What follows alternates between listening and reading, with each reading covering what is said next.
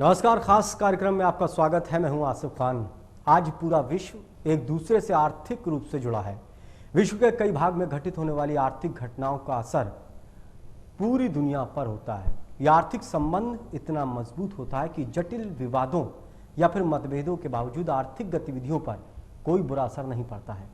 ऐसे में सवाल उठता है कि चीनी सामानों के बहिष्कार का कितना असर भारत पर पड़ेगा, या फिर राजनीति पर, या भारत और चीन के संबंधों पर।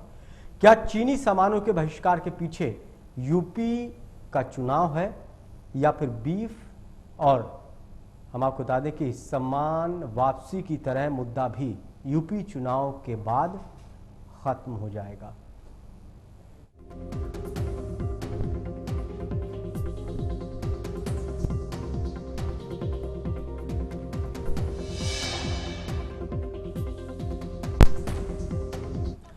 भारत में चीन के बने सामान के बहिष्कार की एक मुहिम छिड़ी है। चीनी सामानों के बहिष्कार की मुहिम सोशल मीडिया से शुरू हुई और सड़कों पर दिखाई दे रही है। उरी हमले के बाद पाकिस्तान के समर्थन और मसूद अजहर पर प्रतिबंध के चीन के विरोध के बाद से चीनी सामानों के बहिष्कार की मुहिम तेज हो गई और इस मुद्दे ने राजनीतिक चर्चा का रूप ले लिया। देश के कई जगहों से चीनी सामानों को जलाने की खबरें लगातार आ रही हैं। इस मुहिम को चलाने वालों का तर्क है कि चीन का पैसा पाकिस्तान को मिलता है, जिसका उपयोग वो आतंकवाद के तौर पर कर रहे हैं। वहीं चीनी सामान का बहिष्कार करने वालों का कहना है कि भारतीय सामान के इस्तेमाल करने से भारतीय अर्थव्यवस्था मजबूत होगी। अगर हम भारतीय सामान पर नजर डालें तो चीनी सामानों पर प्रतिबंध लगाना व्यवहारिक दिखाई दे रहा है। आज चीन ने भारत के हर बाजार पर अपना कब्जा कर लिया। एक अनुमान के मुताबिक चीन से करीब 134 तरह के सामान भारत में आते हैं और भारत में बिकने वाला चाइनीज उत्पादकों को हमारे देश के बड़े बिजनेसमैन यहां पर बेच रहे हैं, जो कि बिना सरकार की अनुमति के संभव नहीं है। अंतर्राष्ट्रीय नियम कानून के मुताबिक राजनीति या फिर सीमा विवाद की वजह से किसी भी देश से आयात पर पूरी तरह से प्रतिबंध नहीं लगाया जा सकता। ये तस्वीरें हम आपको दिखा रहे हैं। देश के अलग अलग हिस्सों से ये खबरें आ रही हैं कि चीनी सामानों को जलाया जा रहा है। ये तस्वीरें हम आपको दिखा रहे हैं, उत्तर प्रदेश की ये तस्वीरें हैं। फिर यूपी का चुनाव भी है, उस चुनाव से जोड़कर भी देखा जा रहा है कि शायद चुनाव की वजह से इस तरह की खबरें हो रही हैं। चीन के सामान का विरोध किया जा रहा है। काफ़ी गुस्सा दिखाई दे रहा है लोगों के अंदर चीन को लेकर। आज हमने चाइनीज सामान की यहाँ आपके सामने होली जलाई है और थी निकालकर उसको जो है एक प्रतीकात्मक एक विरोध समाज में जन जागरण फैलाने के लिए कि लोगों दिवाली का समय आपके ऊपर है। अरे मिट्टी का दिया खरीदो उस गरीब कुम्हारन से जो अपने बच्चे पाल रही है। वो इलेक्ट्रॉनिक दिए चाइना के दिए खरीदने से आप चाइना का भला कर रहे हो, गरीब की मोमबत्ती खरीदो। विरोध इस बात का है कि पाकिस्तान जो हमारे देश का दुश्मन है और सीमाओं पर उल्लंघन कर रहा है, हमारे सैनिकों को अनायास मार रहा है, आतंकवाद को बढ़ावा दे रहा है, आतंकवाद का जन्मदाता है, उसका साथ चीन दे रहा है। इसलिए हम उसके विरोध में ये चाहते हैं कि भारत चाइना के किसी भी सामान का उपभोग ना करे और इस तरीके से जितने भी उसके सामान है उसका जो है जलाकर या उसका विरोध प्रदर्शन करके हम उसके सामानों का बहिष्कार करें, उनको सामान का उपभोग ना करने का जो है संकल्प लेते हैं। आज इस जो है कार्यक्रम के माध्यम से हम ये चाहते हैं, सभी भाइयों से निवेदन करना चाहते हैं, देशवासियों को संदेश देना चाहते हैं कि चाइना के सामानों का पूर्ण रूपेण वो बहिष्कार। तो चीन के सामान का इस तरह से बहिष्कार कर देना, क्या ये ठीक है? क्या भारतीय जो संबंध है भारत के अंतर्राष्ट्रीय स्तर पर उसका बुरा असर नहीं पड़ेगा? क्या किसी देश के सामान का बहिष्कार करना ये ठीक है? तमाम तरह के सवाल खड़े होते हैं। देश में जगह जगह जल रही चीनी सामानों की होली, लोग इसका विरोध कर रहे हैं। चीन पर भारत विरोधी रुख अपनाने का आरोप है। चीनी सामान को बता रहे हैं देश की अर्थव्यवस्था। एक तरफ हम मेक इन इंडिया का नारा देते हैं, ग्लोबल इंडिया का नारा देते हैं, दूसरी तरफ दूसरे देशों का सामान अगर इस तरह से जलाया जाएगा तो एक संदेश अंतर्राष्ट्रीय स्तर पर गलत जाएगा कि किस तरह से भारत में विरोध हो रहा है। दूसरी तरफ लोगों का तर्क है कि चीन पाकिस्तान का साथ देता है, आतंकवाद को लेकर पाकिस्तान के साथ खड़ा रहता है। कई ऐसे मसले हैं जिसको लेकर चीन पाकिस्तान का साथ दे रहा है, चाहे अंतर्राष्ट्रीय स्तर पर भारत का राजनीतिक संबंध हो या फिर आतंकवाद से लड़ाई को लेकर चीन हमेशा सामने खड़ा रहता है। इसको लेकर लोगों में काफ़ी गुस्सा है। 3 मेहमान हमारे साथ स्टूडियो में मौजूद हैं। राजेश यादव जी हैं, नेता कांग्रेस, संदीप द्विवेदी हैं, नेता बीजेपी, आरबी उपाध्याय जी हैं, वरिष्ठ पत्रकार। आप सभी का बहुत बहुत स्वागत है। द्विवेदी जी, कितना ठीक है किसी भी देश का सामान का बहिष्कार करना, उसको जलाना? देखिए, जहाँ तक चीनी सामान के बहिष्कार की बात की जाए तो ऐसा नहीं है कि अभी से इस चीज़ को हम अपना रहे हैं। पहले से भी कहीं ना कहीं चीन का जो भारत के प्रति विरोधी रुख रहा है, उसको लेकर जनता में पहले भी आक्रोश रहा है और जनता ने पहले भी इस तरह की डिमांड की है कि चीनी सामान का कम से कम उपयोग किया जाए। हालांकि दूसरा एक हम अपना फेलियर ये भी मानेंगे कि कहीं ना कहीं हमारे देश में इतना अच्छा हमने मैन्युफैक्चरिंग हब क्रिएट नहीं कर पाया और कहीं ना कहीं हमें क्योंकि सस्ता सामान मिलता है इसलिए चाइना से इस तरह के सामान को आयात करना पड़ा। तो अब क्योंकि ये कहीं ना कहीं जनता, देखो ये बात फैक्ट है कि आज कहीं ना कहीं पाकिस्तान को चाइना खुलेआम सपोर्ट कर रहा है और अगर हमें पाकिस्तान और चाइना दोनों से निपटना है तो कहीं ना कहीं हमें उनको इकोनॉमिकली वीक करना पड़ेगा और इकोनॉमिकली वीक करने के लिए हमें कहीं ना कहीं उनके सामान का विरोध करना पड़ेगा। तो जिस तरीके से जनता में इस तरह की आवाजें उठ रही हैं, मुझे लगता है अच्छा है। अब आधिकारिक तौर पर क्योंकि अंतर्राष्ट्रीय कानून है इसलिए सरकार इसमें बहुत ज्यादा बड़ा स्टेप नहीं ले सकती है, लेकिन अगर जनता विरोध कर रही है तो ये देश के लिए बहुत अच्छा है। नहीं, इसको लेकर बीजेपी का क्या स्टैंड है? बीजेपी क्या समर्थन कर रही है? देखिए, बीजेपी खरीद फरोख्त नहीं होना चाहिए। देखिए, बीजेपी हमेशा चाइना सामान का विरोध करती रही है और बीजेपी अकेली नहीं है, कांग्रेस ने भी इसका खुलेआम विरोध किया है क्योंकि कहीं ना कहीं चाइना ने जिस तरीके से हिंदी चीनी भाई भाई करके आप इसको बंद कर सकते हैं। फिर नहीं, अंतर्राष्ट्रीय कानून भी देखना पड़ेंगे। ऐसा नहीं कि हम सरकार हमारी हो या कांग्रेस की हो, दोनों को कहीं ना कहीं अंतर्राष्ट्रीय कानूनों को भी ध्यान में रखना पड़ता है। हम सिर्फ जो नारा दे रहे हैं मेक इन इंडिया, क्या आपको लगता नहीं कि उसमें फर्क पड़ेगा? देखिए, उधर कारोबारियों को अगर नाराज होंगे तो उनको कैसे देखिए, यही तो एक पॉजिटिवली अगर आप इसको देखना चाहें तो अगर चाइनीज सामान खरीदना लोग बंद करेंगे तो इंडिया में प्रोडक्शन बढ़ेगा। अगर इंडिया में प्रोडक्शन बढ़ेगा तो केवल हम इंडिया में नहीं, इसको हम अब्रॉड में भी, काफी कंट्रीज ऐसे हैं जो चाइनीज सामान को नहीं लेना चाह रहे हैं। चाइनीज के टॉयज में हार्मफुल केमिकल्स होते हैं या इस तरह से सामान जलाकर उद्योगपतियों का नुकसान हो रहा है। नहीं, देखिए, उद्योगपतियों, राजनीतिक जगत का वहां पर नहीं हो रहा है। देखिए, उद्योगपति खुद जला रहे हैं, इसमें ऐसा तो है नहीं किसी ने जबरदस्ती उनका सामान जलाया हो। और ये एक विरोध करने का तरीका है, थोड़ा बहुत सामान विरोध करने के लिए जलाया जाता है तो इससे कोई बहुत बड़ा नुकसान नहीं है। दूसरी चीज, पहले से आवाज उठ रही है तो उद्योगपतियों को भी कहीं ना कहीं इसमें देखना चाहिए कि किस तरीके से इन्वेस्टमेंट करना है। तीसरी चीज, अधिकांश अगर आप चाइना का सामान देखिए, नंबर 2 की उसमें आता है, बहुत से सामान की बिलिंग नहीं होती है। तो इस तरह की चीजें हैं, कहीं ना कहीं इन पे थोड़ा सा गवर्नमेंट को भी स्ट्रिक्ट होना पड़ेगा और जनता को भी है कि दूसरे देश का सामान या विरोधी देश का सामान नहीं आना चाहिए। फिर अंतर्राष्ट्रीय संबंध बनाने की बात आप क्यों कहते हैं? देखिए, आर्थिक सहयोग की बात क्यों करते हैं? आर्थिक संबंध की बात क्यों करते हैं? हम और आप बैठ के एक स्टूडियो में डिसाइड नहीं कर सकते कि हमें किसको बैन करना है, किसको नहीं करना है। हमें अंतर्राष्ट्रीय पॉलिसीज देखनी पड़ेंगी, हमें अंतर्राष्ट्रीय दबाव देखना पड़ेगा। दूसरा, भारत हमेशा उदारवादी देश रहा है, भारत ने कभी किसी से कट्टरता नहीं बढ़ाई है और क्योंकि हम उदारवादी देश रहे, पूरी दुनिया हमारी तरफ कहीं ना कहीं आशा की निगाहों से देखती है तो हमें कहीं ना कहीं उदारवादी रहना पड़ेगा और हमें कहीं ना कहीं दुनिया देख रही है तो एक लगता नहीं गलत संदेश जाएगा। नहीं, इसमें गलत संदेश वाली क्या बात है? अगर जनता विरोध कर रही है तो अच्छी बात है। इसमें सरकार उसमें मतलब क्यों ये कहे कि हम विरोध कर रहे हैं या नहीं कर रहे हैं? सरकार तो फिर ठीक है, जनता कर रही है, लेकिन एक ये संकेत जाएगा कि जिस पार्टी की सरकार है वो भी समर्थन कर रहा है लोगों के साथ। देखिए, चाइना के सामान का विरोध पूरे वर्ल्ड में हो रहा है। कई कंट्रीज ऐसे हैं, आप यूएस देख लो, यूके देख लो, वहां के लोग भी कहीं ना कहीं चाह रहे हैं कि हमें दूसरा ऑप्शन मिले तो हम सामान को खरीदें, लेकिन क्योंकि बहुत अच्छा उनके पास दूसरा ऑप्शन अवेलेबल नहीं है इसलिए वो चाइना का सामान खरीदते हैं। ठीक है, हमारे संबंध ठीक नहीं, लेकिन क्या किसी देश के सामान का बहिष्कार होना चाहिए?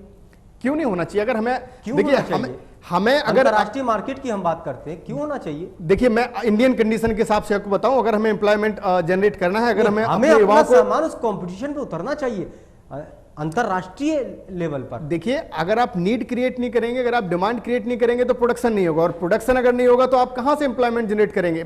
आप देखिए, 1 अरब 30 करोड़ पॉपुलेशन है, आप सबको नौकरी तो नहीं दे सकते ना। दूसरे देश के सामान का विरोध करेगा, एक राज्य दूसरे राज्य का फिर विरोध करेगा, फिर एक जिला दूसरे जिले का विरोध करेगा। नहीं, ऐसा नहीं है। चाइना के साथ क्योंकि हम दुनिया भी ऐसी ही बनी है ना। चाइना के साथ क्योंकि कहीं ना कहीं पाकिस्तान और चाइना की जो हमारे लिए पॉलिसी रही है, जिस तरीके से वो अंतर्राष्ट्रीय स्तर पर हमारा विरोध करते हैं। आप देखिए अजहर महमूद के केस में खुलेआम वो समर्थन करता है पाकिस्तान का, आतंकवाद के मुद्दे पर खुलेआम वो फंडिंग देता है पाकिस्तान को। तो क्या जरूरी है कि हम ऐसे लोगों को इकोनॉमिकल तौर पर मौजूद करें और उनका सामान खरीदें? मुझे लगता है जरूरी है जो उन उद्योगपतियों का सामान बिक रहा है कि वही लोग हैं।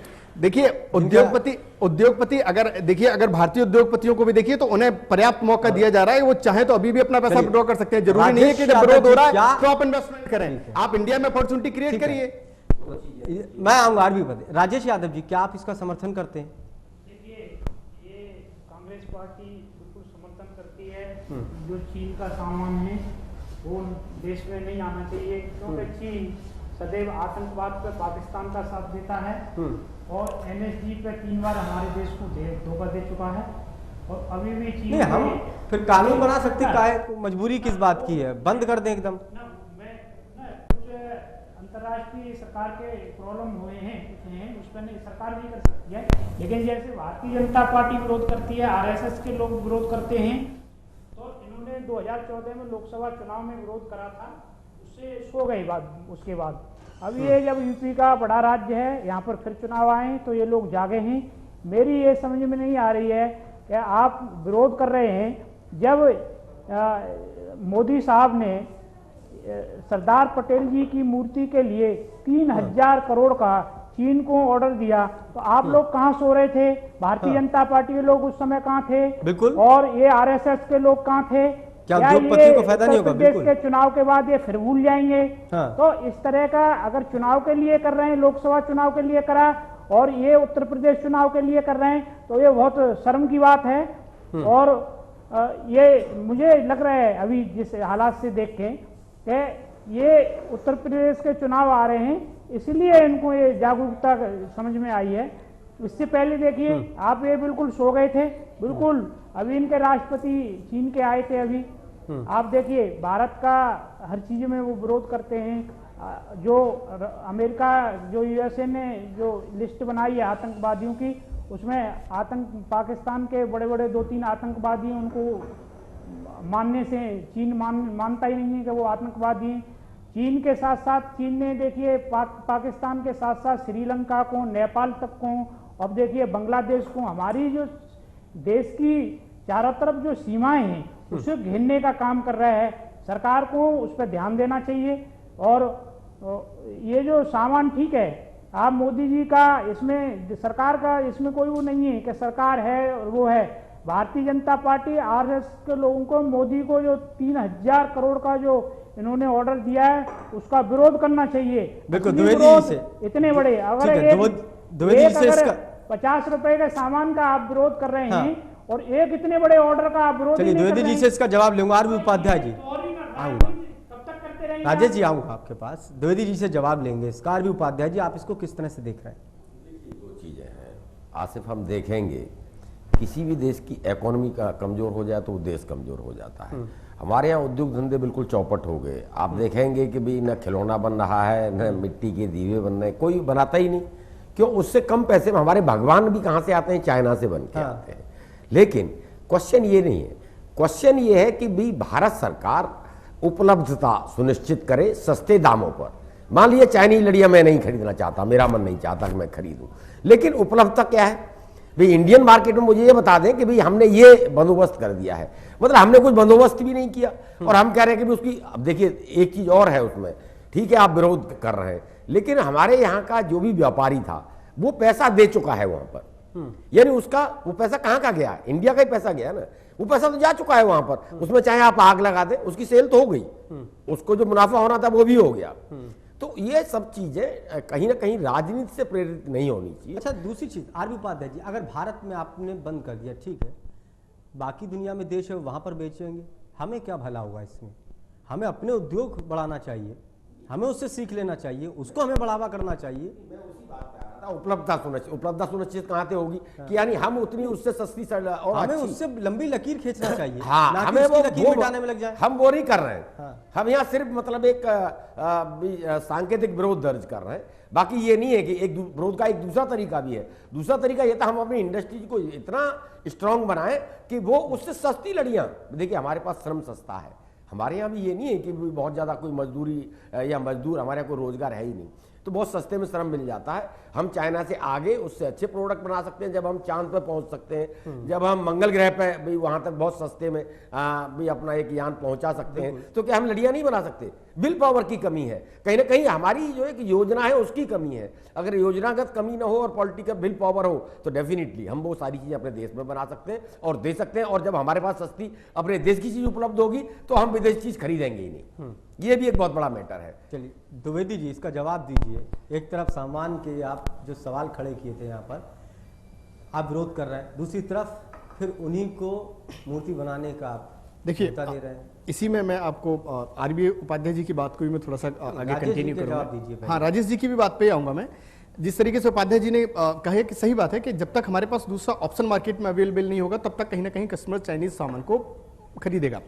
दूसरी चीज, अगर हम थोड़ा सा अपने एजुकेशन सिस्टम में जाएं, आज ये फैक्ट है कि हमारा एजुकेशन सिस्टम इतना स्ट्रांग नहीं है कि एक स्कूल से आईआईटी पास किया हुआ बंदा या एक इवन बीटेक पास करने वाला बंदा अगर कुछ इंस्टीट्यूट्स को छोड़ दो तो वो खुद अपना कुछ प्रोड्यूस कर सके। तो कहीं ना कहीं जो यही अगर आप चाइना में देखिए, अगर आईआईटी पास करके बंदा निकलता है तो उसमें इतनी कैपेबिलिटी और नॉलेज होता है, तो कहीं ना कहीं वो खुद अपनी प्रोडक्शन यूनिट लगा के प्रोडक्शन शुरू कर देता है। चाइना में आज अगर आप देखिए सिर्फ वो वॉल्यूम गेम पे खेलते हैं, उन्हें प्राइसिंग से मतलब नहीं होता। अगर उन्हें एक पीस पे 1 पैसा मिल रहा है और 1 लाख पीस का ऑर्डर है तो वो कर देते हैं। लेकिन इंडिया की आज कंडीशन ये है कि हम 100 पीस प्रोडक्ट प्रोड्यूस कर सकते हैं, लेकिन हमें 100 पीस पे मार्जिन 50 रुपए का या 20 रुपए का चाहिए। तो कहीं ना कहीं इसमें राज्य सरकार और केंद्र सरकार दोनों का इन्वॉल्वमेंट होता है। एजुकेशन सिस्टम स्ट्रॉन्ग करने के लिए दोनों सरकारों को कहीं ना कहीं स्ट्रॉन्ग होना पड़ेगा। यूपी की आज हालत देखिए, यूपी की सर, यूपी के एजुकेशन सिस्टम, यूपी के आप यूपी और बिहार की हालत देखिए। आप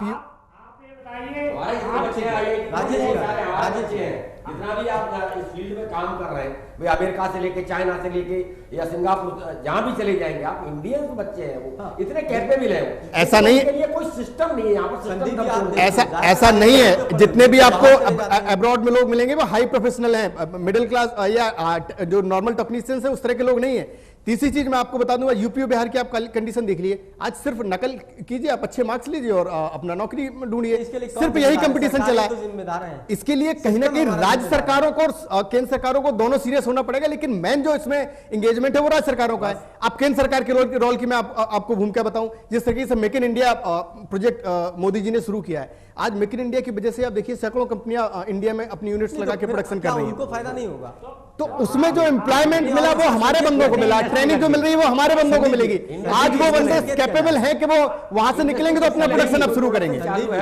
एक तरफ आप दूसरे देश का सामान जला रहे हैं और दूसरी तरफ आप कह रहे हैं कि दूसरे देश के उद्योगपति आइए और हमारे यहाँ सामान बनाई, तो उनका सामान कैसे महफूज रहेगा? सर उससे तो अच्छा है कि पहले हमारे यहाँ रेडीमेड माल आता था, 10 रुपए की चीज हम 100 रुपए में खरीदते थे। अच्छा, आप कम से कम ये तो है कि हमारे लोगों को एम्प्लॉयमेंट मिल रहा है, हमें टैक्स मिल रहा है, इसके बाद कहीं वो सब चीजें मार्केट में आ रही है। एम्प्लॉयमेंट तो जनरेट हो रहा है ना। गलत संकेत तो जाएगा नहीं। देखिए गलत संकेत को लेकर देखिए अंतर्राष्ट्रीय आपको अपनी नीति को साफ करना चाहिए। देखिए सरकार, हम किसी के सामान को जला के सरकार को अंतर्राष्ट्रीय चीजें पहले देखनी पड़ेंगी, सरकार को अंतर्राष्ट्रीय पटल पर पहले चीजें समझनी पड़ेंगी। ऐसा नहीं है कि हमने और आपने डिमांड की और सरकार ने बैन कर दिया। हाँ, अगर कहीं अंतर्राष्ट्रीय प्रोडक्ट में खामियां हैं, अगर कोई कंट्री डिनाई करता है तो हम उन्हें रोक सकते हैं। सरकार का विरोध तो करेंगे। सरकार जब ठीक है, आप पार्टी में हैं तो हम चाइनीज सामान का विरोध कर नहीं रहे हैं, बताइए। हम खुलेआम चाइनीज सामान का विरोध कर रहे हैं, हम खुद अनुरोध कर रहे हैं कि सरकार इस पर स्ट्रिक्ट एक्शन ले। ये कैसी देशभक्ति है जब 3000 करोड़ का ऑर्डर दिया मोदी साहब ने, आपने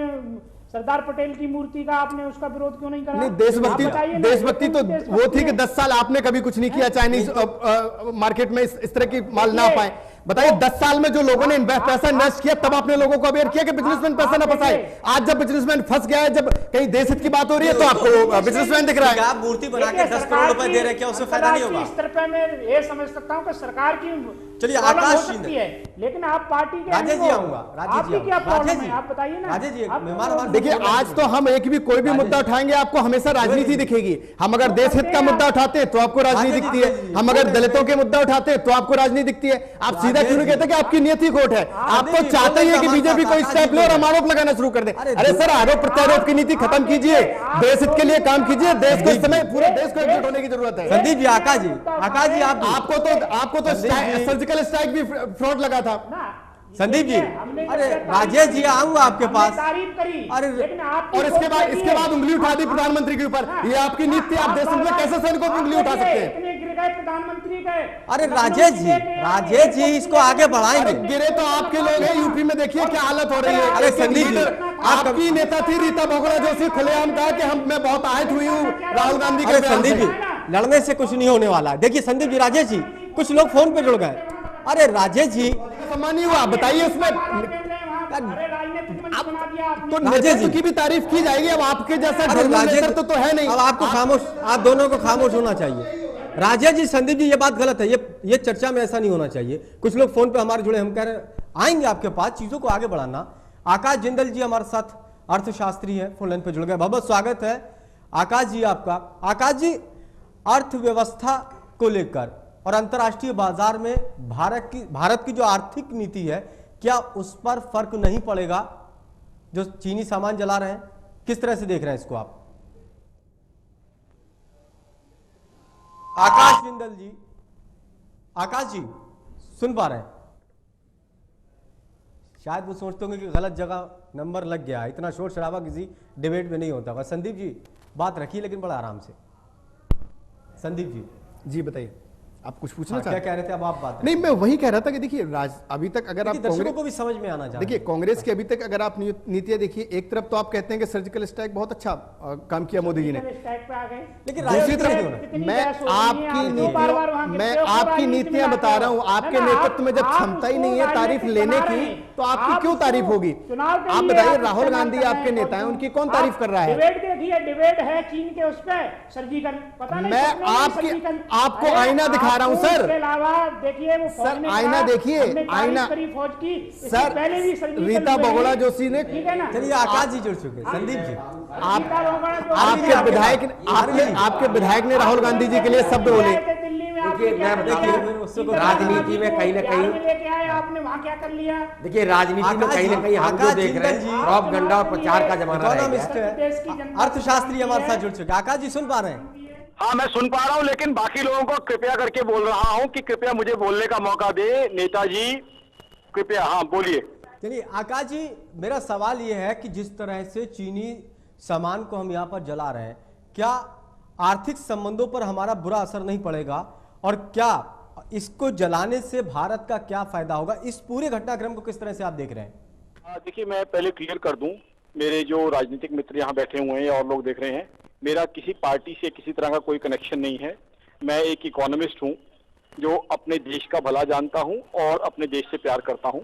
एज एन इकोनॉमिस्ट मेरा ये मानना है कि चाइना जो हमारे साथ कर रहा है वो बहुत गलत कर रहा है। पाकिस्तान को सपोर्ट करना, हम टेररिज्म के अगेंस्ट जो एक्शन ले रहे हैं उन ऑप्शंस को ब्लॉक करना, तो इसलिए चाइना को सबक सिखाना जरूरी था। अब मैं एक इकोनॉमिस्ट होते हुए पूरी जिम्मेवारी से कह रहा हूं कि इकोनॉमी से, मैं एक ऐसा व्यक्ति हूं जिसका सारा दिन रुपए पैसे का ध्यान रखना, रुपए पैसे के बारे में ही मगन रहता है, वो व्यक्ति होते हुए भी with lot of responsibility I am saying that we should now forget money and we should pay more emphasis on self respect. हमें अपनी इज्जत, हमें अपनी सिक्योरिटी को ज्यादा इंपॉर्टेंस देनी चाहिए और इस समय इकोनॉमी को थोड़ी कम देनी चाहिए। ऐसे में चाइना को सबक सिखाना हमारे लिए जरूरी था, बिकॉज चाइनीज इकोनॉमी 2015 के सितंबर के बाद धीमी और ढीली पड़ी हुई है।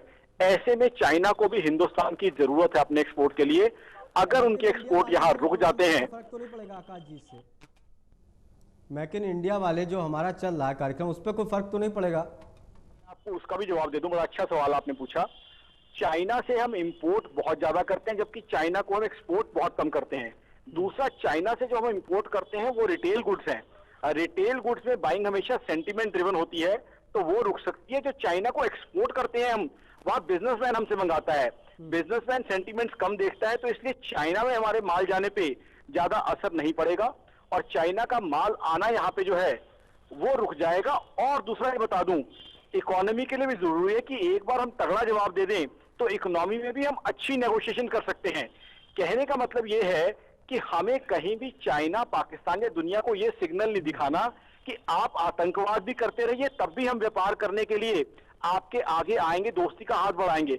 अरे भाई, आतंकवाद अगर करेंगे तो हम उसका डट के जवाब देना जानते हैं। उसके बाद आप आतंकवाद रोक के हमारे साथ बिजनेस के लिए हाथ मिलाइए तो मिलाएंगे। दूसरी बात, आज हमारी जीडीपी ग्रोथ डेटा बता दूं 7.1% है, जबकि चाइना, जिसे लोग बहुत बड़ी इकोनॉमी मानते हैं, उसकी जीडीपी ग्रोथ 6.7% रह गई है। तो आज हिंदुस्तान चाइना से ज्यादा तेजी से ग्रो कर रहा है। तो इसलिए, और अगस्त 2015 के फॉल के बाद ये सब लोगों को बता दूं, चाइना अब अलग चाइना है, वो 11% ग्रोथ वाला चाइना नहीं रहा। तो इसलिए चाइना को इससे सबक मिलेगा। चलिए, बहुत बहुत शुक्रिया आकाश जी। वक्त की कमी है। आरबी उपाध्याय जी के पास में जाऊँगा। हाँ, आकाश जी है, सुन पा रहे हैं? आकाश जी, हाँ, सवाल कुछ पूछना चाहते थे? मैं पूछना चाहूंगा कि इस समय चाइना के सामान का विरोध राजनीतिकरण है या देशभक्ति? हाँ जी, इस परिस्थिति में अभी अगर चाइना के सामान का विरोध किया जाए तो ये राजनीतिकरण है या देशभक्ति है? देखिए, ऐसा है कि मेरे हिसाब से जो है ये देशभक्ति होगी। बिकॉज क्या है, टेररिज्म जो है पूरे देश के लिए होती है। टेररिज्म जब होती है तो आतंकवाद जब होता है तो आतंकवादी ये पूछ से गोली या बम नहीं चलाते। ठीक है आकाश जी, हर तरफ से घेराबंदी हमें उन लोगों की करना चाहिए, उस देश की करना चाहिए जो हमारा विरोध कर रहा है या हमारे दुश्मनों का साथ दे रहे हैं। आरबी उपाध्याय जी, बात आकाश जी की सुनकर क्या आप कहना चाहेंगे? आकाश जी की बात बिल्कुल जस्टिफाइड है। देश सर्वोपरि होना चाहिए और देश का हित सर्वोपरि होना चाहिए। उसमें दो राय तो हो ही नहीं सकती। उसमें पहले भी मैं कह चुका हूँ, करना चाहिए, एक जवाब देना चाहिए। देखिए, जापान में खट्टे संतरे होते हैं और उन लोगों को दूसरे कंट्री ने भी एक अप्रोच किया कि भाई नहीं, हम अच्छे संतरे दे सकते हैं, और वो अच्छे और मीठे संतरे एक्चुअल में सस्ते थे, वो लोग, उन लोगों ने वो नहीं खाए। अपने देश के जो खट्टे संतरे थे वो उसी को उन्होंने यूज किया, वो सड़ गए, तो दोबारा वहां पर इंपोर्ट नहीं हुआ। तो हिंदुस्तान में भी अगर ये होगा तो डेफिनेटली मैं ये मानता हूं कि कहीं ना कहीं जो एक गरीब तबका है उसका फायदा होगा। जो दीपक बनाता है, कुम्हार है गांव में छोटे छोटे, उसके घर में दिवाली मनेगी। लेकिन उसके सिक्के का दूसरा पहलू है, सिक्के का दूसरा पहलू है अवेलेबिलिटी हमारे पास नहीं है। हम अपने आप को देखिए क्या करते हैं। अगर मान लीजिए ठीक है चाइना एक पावर है तो हम उससे बड़ी पावर बन सकते हैं, हम उस दिशा में नहीं जाते हैं। कहीं ना कहीं हम क्या भाई उससे ज्यादा अच्छा प्रोडक्शन, उससे ज्यादा हमें इस बात को लेकर भी ध्यान देना चाहिए कि हमें अपनी लकीर भी लंबी करना चाहिए। और जो आतंकवाद का साथ दे रहे हैं, शायद उनका राजनीति, आर्थिक, हर तरह से उनकी घेराबंदी होना चाहिए और सरकार को भी अपना स्टैंड साफ करना चाहिए। भले ही सरकार की मजबूरी है, लेकिन देश के लोगों की कोई मजबूरी नहीं है। यही वजह है कि देश के लोग खुलकर इसका विरोध कर रहे हैं। बहुत बहुत शुक्रिया सभी मेहमानों का खास कार्यक्रम में जुड़ने के लिए। खास कार्यक्रम में इतना ही। ताज़ा तरीन खबरों के लिए देखते रहिए टीवी इंडिया।